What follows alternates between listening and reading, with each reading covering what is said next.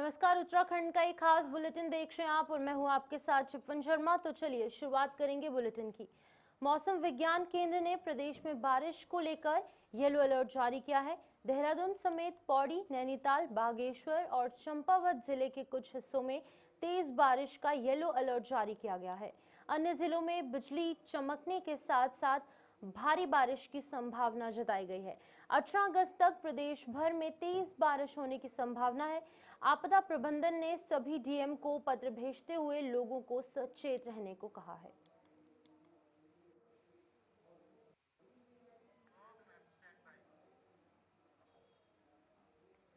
वहीं कांग्रेस के वरिष्ठ प्रदेश उपाध्यक्ष सूर्यकांत धस्माना ने उत्तराखंड में आपदाओं को लेकर राज्य सरकार पर गंभीर आरोप लगाए। उन्होंने कहा कि सरकार और प्रशासन को आपदाओं की आदत पड़ चुकी है और अब चाहे 10 लोग मरे, 50 या फिर 100, इनके लिए इन संख्याओं का कोई महत्व नहीं रह गया। उन्होंने जोशीमठ, धराली और हर्षिल जैसे आपदा प्रभावित इलाकों का जिक्र करते हुए उन्होंने कहा कि वहां पर बड़े भारतीय जनता पार्टी नेता तक नहीं पहुंचे, सिर्फ मुख्यमंत्री गए, वो भी अपने पद की जिम्मेदारी निभाने के लिए गए। वहीं धस्माना ने कहा कि 1991 के उत्तरकाशी भूकंप से लेकर 1999 के टिहरी, चमोली और रुद्रप्रयाग भूकंप तक उन्होंने कई आपदाएं देखी हैं, लेकिन आज जितनी संवेदनहीन सरकार है वैसे पहले कभी नहीं रही है। उनका आरोप है कि भारतीय जनता पार्टी ने अपने कार्यकाल में आपदा प्रबंधन के लिए कोई ठोस कदम नहीं उठाया और चुनाव के समय नेता सिर्फ वोट खरीदने में व्यस्त रहते हैं, जबकि आपदा पीड़ित अपने हाल पर छोड़ दिए गए। आपदाओं की आदत पड़ गई है प्रदेश को, यहाँ के अधिकारियों को, यहाँ के नेताओं को। उनके लिए संख्या कोई मायने नहीं रखती। 1 मरे, 100 मरे, 1000 मरे, उनका कोई भावनात्मक लगाव इन संख्या से नहीं है।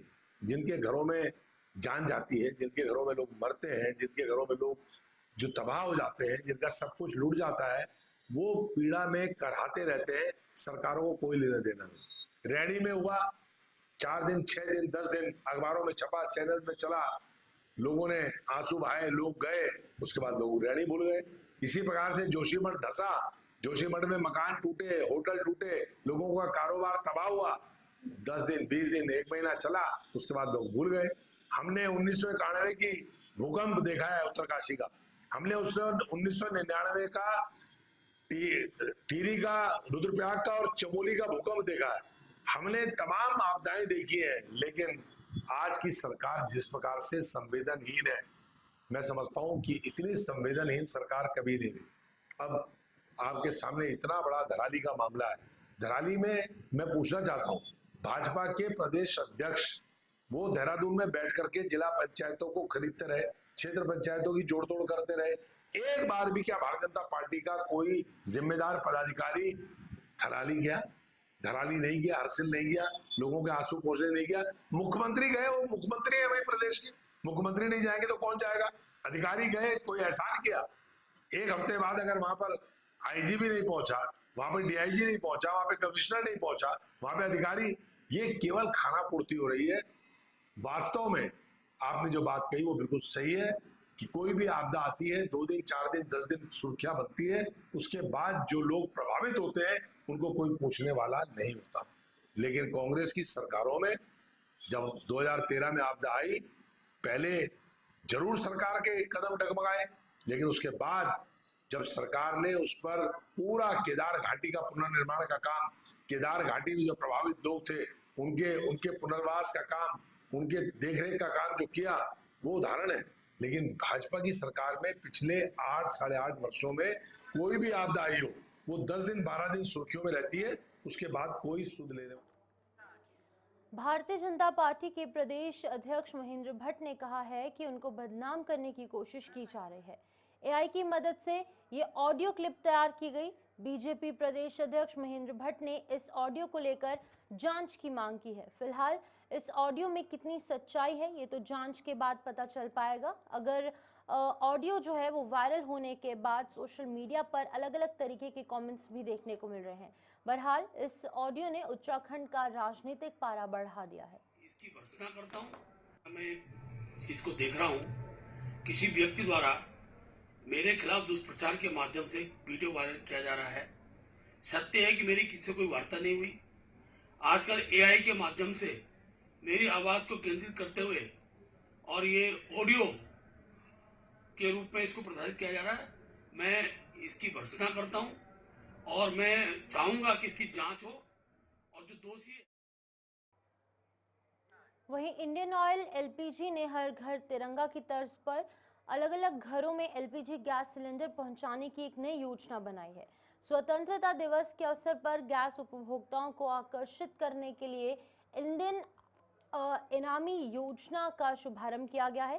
साथ ही इनामी योजना में 48 उपभोक्ताओं के कूपन भी शामिल किए जाएंगे, जिसमें कि भाग्यशाली प्रथम विजेता को इलेक्ट्रिक स्कूटी, द्वितीय पुरस्कार एलईडी टीवी और जो तीसरा पुरस्कार होगा वो वॉशिंग मशीन होगा। और इसके समेत कुल 48 इनाम जो है वो निकाले जाएंगे।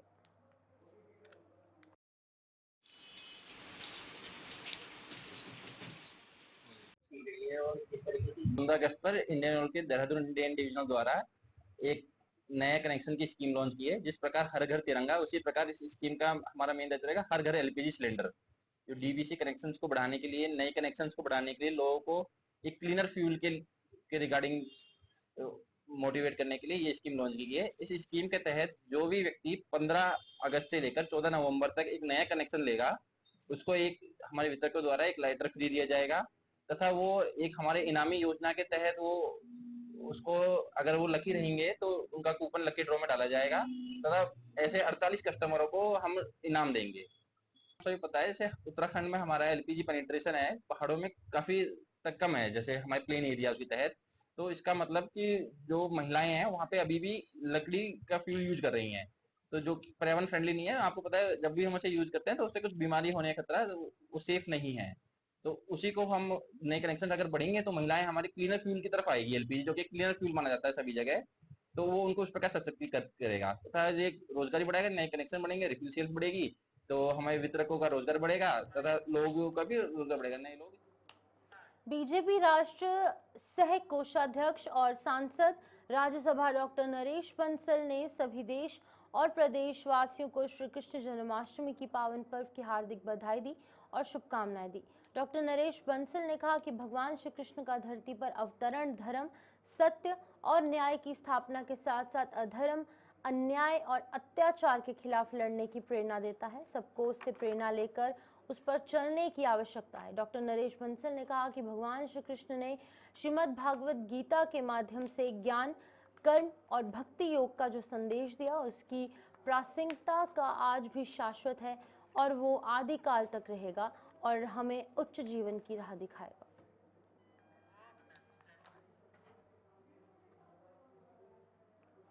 डोईवाला बाजार में आबकारी विभाग ने बड़ी कार्रवाई करते हुए बंद कमरे में छापा मारकर 15 पेटी देसी शराब और 3 पेटी अंग्रेजी शराब बरामद की।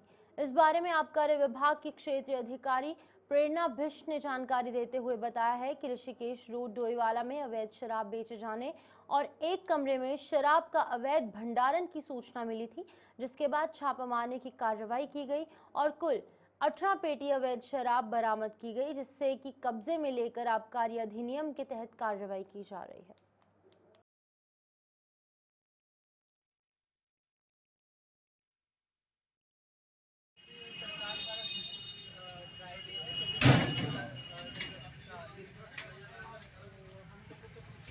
ड्राई अड्डे पे जिनकी शराब बेची जाती है उनका हवा नामक स्थान पे शराब बेचने की जब सूचना मिली तो हमारी टीम ने वहाँ पर छापेमारी करी और लगभग 1 पेटी माल्टेज वहाँ पे बरामद की ट्रैक्टर पर। उसके बाद जब वहाँ पे 2 व्यक्ति उनको मिले, 2 अभियुक्त जिनको मैं नामजद किया है, उनसे पूछताछ की गई तो उन्होंने बताया कि घर के पीछे बने गोदाम में शराब और रखी है। तो इस गोदाम में छापेमारी करने पर हमें लगभग कुल 15 पेटी देसी शराब मिली है और 3 पेटी अंग्रेजी शराब आई। फिलहाल इन पे धारा 60 का मुकदमा दर्ज किया जा रहा है और इनको लेके जाया जा रहा है। इनके जमानती अगर उपलब्ध हो जाएगा तो उनको जमानत मिलेगी, अन्यथा जेल में डालने की कार्रवाई। स्वतंत्रता दिवस के अवसर पर कैबिनेट मंत्री और चमोली जिले के प्रभारी मंत्री डॉक्टर धन सिंह रावत ने ग्रीष्मकालीन राजधानी गैरसैंण स्थित विधानसभा परिसर में ध्वजारोहण किया। इस अवसर पर मंत्री डॉक्टर धन सिंह रावत ने स्वतंत्रता संग्राम सेनानियों के अदम्य साहस और बलिदान को नमन करते हुए प्रदेशवासियों को स्वतंत्रता दिवस की हार्दिक शुभकामनाएं पेश की। उन्होंने कहा कि स्वतंत्रता दिवस देशभक्ति, एकता और सेवा भावना का उसे दृढ़ करने का एक अवसर है, जो कि हमें राष्ट्र के प्रति अपने कर्तव्यों की याद दिलाता है। कार्यक्रम के दौरान स्कूली छात्र छात्राओं ने देशभक्ति गीत, नृत्य और नाट्य मंचन जैसे रंगारंग सांस्कृतिक प्रस्तुतियां दी। इन प्रस्तुतियों ने उपस्थित जनसमूह को भाव विभोर कर दिया और साथ ही साथ वातावरण देशभक्ति के उल्लास से सरोबोर हो गए।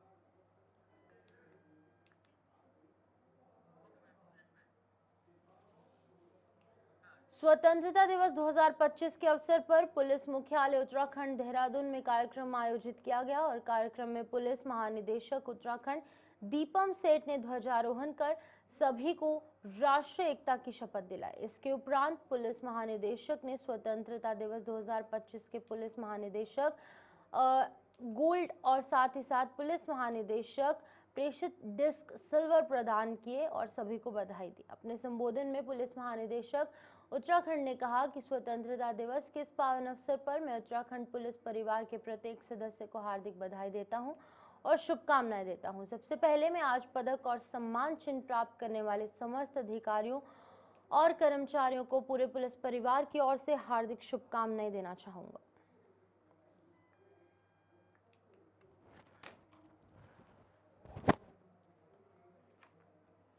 स्वतंत्रता दिवस के पावन अवसर पर मुख्यालय उत्तराखंड सब एरिया के तत्वावधान में गढ़ी कैंट के चीरबाग शौर्य स्थल पर एक भव्य और प्रेरणादायक सैन्य बैंड प्रदर्शन का आयोजन सभी नागरिकों, जवानों और उनके परिवारों के लिए किया गया।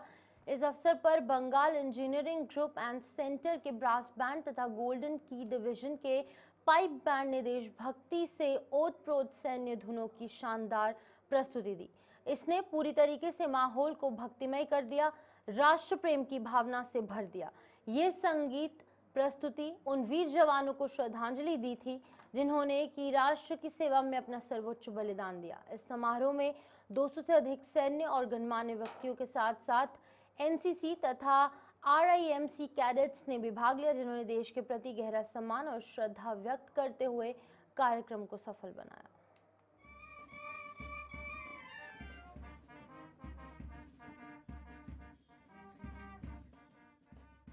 जो गेस्ट हैं, जो स्टूडेंट्स हैं, आप सभी को इंडिपेंडेंस डे की बहुत बहुत बधाई। और हमें बहुत गर्व है कि हमारे जो फ्रीडम फाइटर्स थे उन्होंने हमारे लिए इतना बड़ा काम किया और ये जो आज हम इंडिपेंडेंस डे मना रहे हैं सब उसी की बदौलत है। तो हमको सिर्फ इतना यकीन करना है कि जिस एम से ये इंडिपेंडेंस डे को मनाया जाता है उस एम को हमेशा हम कायम रखें और कोशिश करें कि हमारी जो ये जो ध्वज है उसको हमेशा हम लहराते रहें। थैंक यू एक बार और आप सभी को बहुत बहुत बधाई। CIMS और साथ ही साथ UIHMT group of colleges Dehradun में स्वतंत्रता दिवस जो है वो बड़े हर्षोल्लास और उत्साह के साथ मनाया गया। कार्यक्रम में मुख्य अतिथि के रूप में उत्तराखंड पूर्व सैनिक कल्याण लीग के अध्यक्ष सेवानिवृत्त मेजर जनरल ML असवाल उपस्थित रहे। मुख्य अतिथि मेजर जनरल असवाल और ग्रुप के चेयरमैन एडवोकेट ललित मोहन जोशी ने संयुक्त रूप से ध्वजारोहण कर समारोह का शुभारंभ किया। इस अवसर पर उपस्थित सभी लोगों ने राष्ट्रगान गाकर देश के शहीदों और स्वतंत्रता सेनानियों को श्रद्धांजलि अर्पित की। वहीं पर 11 UK गर्ल्स NCC बटालियन की कैडेट्स ने मुख्य अतिथि को गार्ड ऑफ ऑनर दिया और तिरंगे को सलामी दी। कार्यक्रम का मुख्य आकर्षण CIMS और साथ ही साथ UIHMT के बैंड ग्रुप द्वारा प्रस्तुत देशभक्ति के ओतप्रोत सांस्कृतिक कार्यक्रम रहे। वहीं पर आपको यह भी बता दें कि बैंड ग्रुप के विद्यार्थियों ने बैंड की थाप और मशबीन की धुन पर कदम ताल करते हुए मनमोहक प्रस्तुतियां पेश की। इसके अतिरिक्त विद्यार्थियों ने देशभक्ति गीत और अन्य सांस्कृतिक प्रस्तुतियां देकर वातावरण को देशभक्ति के रंग में रंग दिया।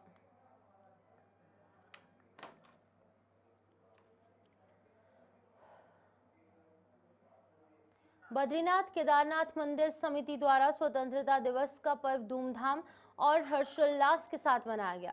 श्री बद्रीनाथ धाम, श्री केदार धाम सहित प्रधान कार्यालय, जोशीमठ, ऊखीमठ, देहरादून सहित सभी यात्री जो हैं वहां के विश्राम गृहों, सांस्कृतिक विद्यालयों, महाविद्यालयों और सभी अधीनस्थ मंदिर कार्यालयों, श्री विद्यापीठ, फार्मेसी विद्यापीठ रुद्रप्रयाग के अंदर स्वतंत्रता दिवस का झंडारोहण किया गया। बीकेटीसी ज्योतिर्मठ स्थित प्रधान कार्यालय में बीकेटीसी उपाध्यक्ष ऋषि प्रसाद ने झंडारोहण किया और स्वतंत्रता दिवस की शुभकामनाएं पेश की।